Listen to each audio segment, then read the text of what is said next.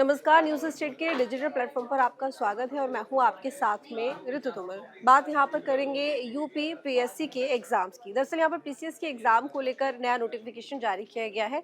जो डेट है वो सामने आ गई है। आपको पता ही है इस बारे में कि छात्र काफी समय से लोक सेवा आयोग के बिल्डिंग के बाहर, कार्यालय के बाहर प्रदर्शन कर रहे हैं। 5वां दिन आज हो गया है। उनकी मांग थी कि 2 दिन की जगह 1 दिन में ही एग्जाम कराया जाए और इसके साथ ही नॉर्मलाइजेशन का वो विरोध कर रहे हैं। तो ऐसे में अब नया नोटिफिकेशन जारी किया गया है, डेट भी सामने आ गई। मेरे साथ सोनी जुड़ेंगे जो कि अब इस बारे में थोड़ा विस्तार से बताएंगी कि कौन सी तारीख है जिस दिन एग्जाम होना है और इसके साथ ही जो आरओ एआरओ का जो एग्जाम था उसको लेकर अभी फिलहाल क्या कुछ चल रहा है। ठीक है, फिलहाल जो तारीख है वो 22 दिसंबर तारीख है और फाइनली मतलब बच्चों की जो मांग थी थोड़ी बहुत जो थी वो थोड़ी बहुत पूरी हो चुकी है। जो ये एग्ज़ाम है वो एक ही दिन में होगा, 2 पालियों में इस एग्ज़ाम को किया जाएगा।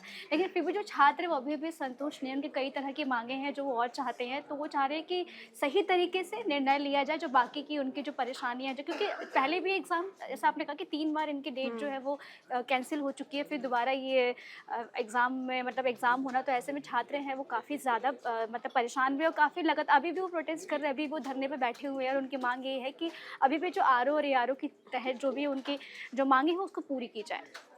बिल्कुल। और क्योंकि जो अभी सोनी ने आपको बताया कि 3 बार पोस्टपोन किया जा चुका है, मैं आपको यहाँ पर बता दूं कि जो सबसे पहली तारीख थी यहाँ पर पीसीएस के एग्जाम को लेकर वो 17 मार्च थी। यानी कि ये पहले एग्जाम 17 मार्च को होना था। उसके बाद जो तारीख आई वो आई 26 और 27 अक्टूबर की। फिर उसके बाद पोस्टपोन किया गया और फिर जो तारीख आई नेक्स्ट वो आई 7 और 8 दिसंबर की। छात्र धरने पर बैठ गए और जैसे ही छात्र धरने पर बैठे उसके बाद जाहिर है कि 4-5 दिन हमने विरोध भी देखा है प्रशासन और साथ ही छात्रों के बीच में। ऐसे में अभी जानकारी मिली कि मुख्यमंत्री योगी आदित्यनाथ उन्होंने लोक सेवा आयोग से बात की है, जिसके बाद उन्होंने छात्रों की मांगों को मान लिया। लेकिन मांग थी पीसीएस और साथ ही आरओ एआरओ के एग्जाम को लेकर। मांग मानी गई यहाँ पे पीसीएस के एग्जाम को लेकर। कल ही कहा गया था नोटिफिकेशन जल्द जारी किया जाएगा, पूरा जो शेड्यूल है वो जारी किया जाएगा। तो ऐसे में तारीख तो सामने आ गई है। अब 3 बार जैसे कि मैंने आपको तारीखें बताई कि पोस्टपोन हुआ और अब जो तारीख है वो 22 दिसंबर। 22 दिसंबर वो तारीख है जब आरओ एआरओ का एग्जाम होना था। 22 और 23 दिसंबर को उसी तारीख को पोस्टपोन करके अभी एग्जाम कर दिया गया है। अब इसको लेकर जो एडमिट कार्ड वगैरह है, लोक सेवा आयोग की जो आधिकारिक वेबसाइट है उससे आप इसको डाउनलोड कर सकते हैं। थोड़े दिनों में पूरी जानकारी सामने आ जाएगी। लेकिन अभी भी सवाल है आरओ एआरओ का जो एग्जाम है उसको लेकर क्या कुछ चल रहा है। उसके लिए मेरे साथ में पंकज जी जुड़ेंगे जो कि हमें थोड़ा और डिटेल से इस बारे में बताएंगे कि आखिर अब लोक सेवा आयोग इस मामले को लेकर क्या करेगा। क्योंकि छात्र तो अभी भी यही बोल रहे हैं कि आधी लड़ाई जीत ली है लेकिन अभी भी आधी लड़ाई जीतना बाकी है। तो पंकज जी, क्योंकि आरओ यारो के भंवर में अभी भी छात्र फंसे हुए हैं, हालांकि पीसीएस के एग्जाम को लेकर राह साफ हो गई है। हाँ, उसका पीसीएस का हो गया 3 बार अभी तक डेट एक्सटेंड हो चुका है। अब उम्मीद करते हैं जो चौथी बार ना हो, जिस तरह से लग रहा है। और लेकिन आरओ और एआरओ पे अभी भी पेंच फंसा हुआ है। जो प्रदर्शनकारी छात्र हैं उनका कहना है नहीं, इसका भी आप वन डे वन एग्जाम जो है सो उसके हिसाब से करिए, नॉर्मलाइजेशन को इसके लिए भी खत्म कीजिए। तो सरकार बोल रही है, जो सरकार ने कमेटी का गठन कर दिया और सरकार का ये है जो हम उस कमेटी की जो रिपोर्ट होगी, अनुशंसा होगा, उसके हिसाब से हम आगे की रणनीति तय करेंगे। तो ये तो है जो, लेकिन सरकार को मुझे लगता है इस पे भी बैकफुट पे आना पड़ेगा क्योंकि उपचुनाव होने हैं। तो उपचुनाव में हो सकता है जो सरकार को निगेटिव इम्पैक्ट कर जाए। और योगी गवर्नमेंट इस उपचुनाव को लेकर किसी इसमें नहीं है, जो किसी तरह का जोखिम लेने की स्थिति में बीजेपी या राज्य सरकार नहीं है। तो मुझे लगता है जो हो सकता है आज या कल तक में हो सकता है योगी सीएम योगी को एक बार फिर से आयोग के अधिकारियों से बात करनी पड़े या उनको फोन करना पड़े और फिर छात्रों के लिए खुशखबरी आ जाए। लेकिन एक बात और, धरना स्थल पर छात्रों की संख्या बहुत कम हो गई है। पहले 20,000 की संख्या में छात्र बैठे हुए प्रदर्शन कर रहे थे, नारेबाजी कर रहे थे, झड़प भी हुई बीच में 1-2 बार, बैरिकेटिंग लगा दी गई, वो तोड़कर आगे निकल गए, उनको उठाने की कोशिश की, उसमें छात्रों ने जबरदस्त यहाँ पर अपना प्रदर्शन दिखाया। लेकिन अब जब पीसीएस के एग्जाम को लेकर जब मांगे मान ली गई तो वहाँ पर छात्रों की संख्या ऑटोमेटिकली कम हो गई। अब क्योंकि छात्रों का दबाव कम होगा तो ऐसे में कहीं ना कहीं प्रदर्शन कमजोर देखिए पड़ सकता है। कोई भी अगर प्रदर्शन होता है तो उसका एक होता है जो पीक पे जाता है, फिर वो लो होता है, फिर पीक होता है। और उसी बीच में जो सरकार ने आयोग ने एक रणनीति के तहत जो आप देख रही हैं, जो कल उन्होंने वापस लिया, आज तारीख का ऐलान कर दिया, जो 22 तारीख को पेपर होगा।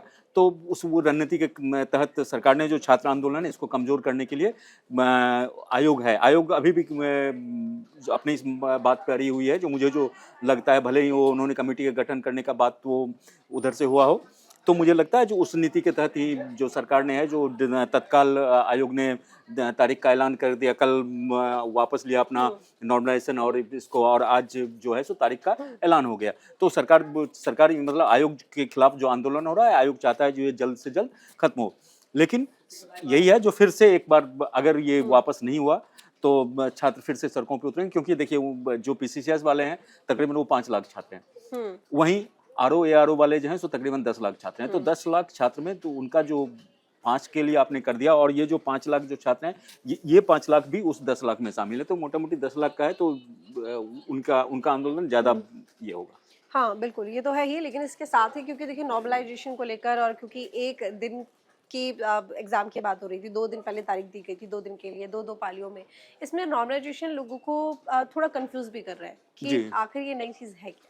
देखिए नॉर्मलाइजेशन का है ये, चूंकि नया है नहीं, कई एग्जाम्स में जो बड़े स्तर पर इस्तेमाल होता है। हाल ही में यूपी पुलिस भर्ती परीक्षा जो हुई, इसमें भी यही कॉन्सेप्ट अपनाया है। इसमें भी यही कॉन्सेप्ट हुआ है, और नीट का और इंजीनियरिंग का, मेडिकल का जो भी पेपर होता है उसमें भी ये लागू किया जाता है, चूंकि एक दिन में वो पेपर होता नहीं है। तो इसमें होता है क्या, जो पेपर 3 तरह के जो छात्र आपस में बात कर रहे हैं, या छात्र या जो कमेटी होती है, वो होता है normal to moderate, moderate to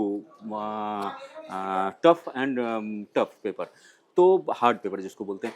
तो इसमें क्या होता है, जो मान लीजिए सपोज कीजिए जो नॉर्मल जो पेपर, ये जो नॉर्मल जो पेपर है या इजी जो पेपर है, इजी पेपर में अगर सपोज कीजिए जो पैरामीटर एक 90 हाईएस्ट स्कोर गया है, और जो आपका टफ वाला है उसमें 60 गया है, और मिडिल वाला जो है मॉडरेट वाला है उसमें सपोज कीजिए 80 गया है, तो इसको एवरेज लेके तीनों पेपर का वो सरकार वो निकाल लेती है, आयोग निकाल लेता है, उसके अनुसार ये कर देता है, उसमें एवोल्यूशन मार्क्स फिक्स कर देता है, जो इसमें इस मॉडरेट में जो था तो इसका इतना अगर कट ऑफ तक है तो इनका हो जाएगा सिलेक्शन, इजी में इतना तक का, और टफ में तो उसमें अमूमन कई बार देखा जो जाता है उसे वो साइंटिफिक है, लेकिन कई बार देखा क्या जाता है जो टफ वाला पेपर है उसमें छात्रों को फायदा मिल जाता है, क्योंकि क्या होता है नॉर्मल जब इजी क्वेश्चन पेपर्स होते हैं तो ज़्यादा संख्या में उसको छात्र उसको अटेम्प्ट करते हैं, और उनके ज़्यादा जो स्कोर होता है स्कोर हाई जाता है वो, लेकिन टफ में वो हो जाता है कम हो जाता है, और उसमें जो गैप होता है ना, स्कोर का जो गैप होता है वो अच्छा खासा होता है, तो जो टफ वाले को फ़ायदा होता है, जैसे लोगों का ये कहना है, लेकिन वो साइंटिफिक है। फिर भी छात्रों के मन में एक दुविधा होती है, और छात्र अगर पेपर देने से पहले उनको संशय अगर हो जाता है जो पेपर इस तरह से आ रहा है, इसमें चूंकि इसमें जो छात्र आंदोलनकारी छात्र हैं उनका ये भी कहना है जो ये एक तरह से इसमें भ्रष्टाचार और ये सब का होने का मामला है, तो इसलिए हमें एक दिन में वो पेपर चाहिए। तो सरकार को भी अगर छात्र उस मानसिकता से अगर पेपर ही देने जा रहे हैं तो फिर छात्रों से जब बातचीत की गई, हमारी टीम वहाँ पहुंची, लगातार ग्राउंड रिपोर्टिंग में उनसे बातचीत की गई है, तो ये बात भी एक रखी थी छात्रों ने कि आप कैसे तय करेंगे कि कौन सा क्वेश्चन पेपर ज़्यादा टफ है और कौन सा इजी है। हो सकता है कि जो आपने अपने हिसाब से टफ सेट किया है वो हमारे लिए इजी हो, और जो आपकी नज़र में इजी है वो हमारे लिए वो तो देखिए वो जो होता है तो स्कोरिंग से पता चल जाता है। जो मान लीजिए 100 छात्र जो जिसमें टफ पेपर की बात कही जा रही है, मान लीजिए 100 छात्र स्टूडेंट्स वो अभ्यर्थी हैं, पेपर दे रहे हैं, और उसमें जो स्कोर बहुत हाई कट ऑफ नहीं जा रहा है, और कोई पेपर है उसमें जो कट ऑफ बहुत हाई जा रहा है, तो उससे तो अंदाजा तो लग जाता है। इसमें उस तरह का नहीं है, इसमें चूंकि छात्र भी अपनी जिद पे अड़े हुए हैं, छात्रों का भी एक तरह से, छात्रों को भी जो आज न कल देखिए पॉपुलेशन बढ़ेगा, प्रत्याशी बढ़ेंगे तो इस तरह से होगा, लेकिन चूंकि छात्र इस पे अड़े हुए हैं, और चूंकि छात्रों के लिए मुफीद समय है, चूंकि राज्य में उपचुनाव होने हैं, तो इसलिए सरकार को और आयोग को बैकफुट पे आना पड़ेगा, और हम देख रहे हैं जो बैकफुट पे सरकार जो पीसीसीएस एग्जाम है उसको लेके आयोग बैकफुट पे आया भी है। तो अब चूंकि आधी जीत हो गई, तो आधी के लिए वो लोग इस तरह का मतलब जंग लड़ रहे हैं, और संभव है जो आज से कल तक में उसको लेके भी कोई छात्रों के फेवर में आ सकता है। बिल्कुल देखिए देखने वाली बात होगी, क्योंकि आरओ के एग्जाम को लेकर समिति का गठन तो कर दिया गया है, लेकिन क्या फैसला लिया जाता है, एग्जाम रीशेड्यूल किया जाता है या नहीं किया जाता है। हालांकि पीसीएस के एग्जाम को लेकर जो यहाँ पर रास्ता है वो तो क्लियर हो गया है, छात्र उससे खुश भी हैं, लेकिन उसको क्योंकि वो आधी जीत बता रहे हैं, अभी भी बहुत सारे छात्र जो कि धरने पर बैठे हुए, देखना होगा कि आरओ के एग्जाम के लिए आखिर क्या कुछ कर पाता है लोक सेवा आयोग। जानकारी आपको कैसी लगी कमेंट करके जरूर बताइएगा, लाइक कीजिएगा, शेयर कीजिएगा, धन्यवाद। न्यूज नेशन अब व्हाट्सएप पर खबरों के ताजा अपडेट के लिए न्यूज नेशन के इस क्यूआर कोड को स्कैन करें।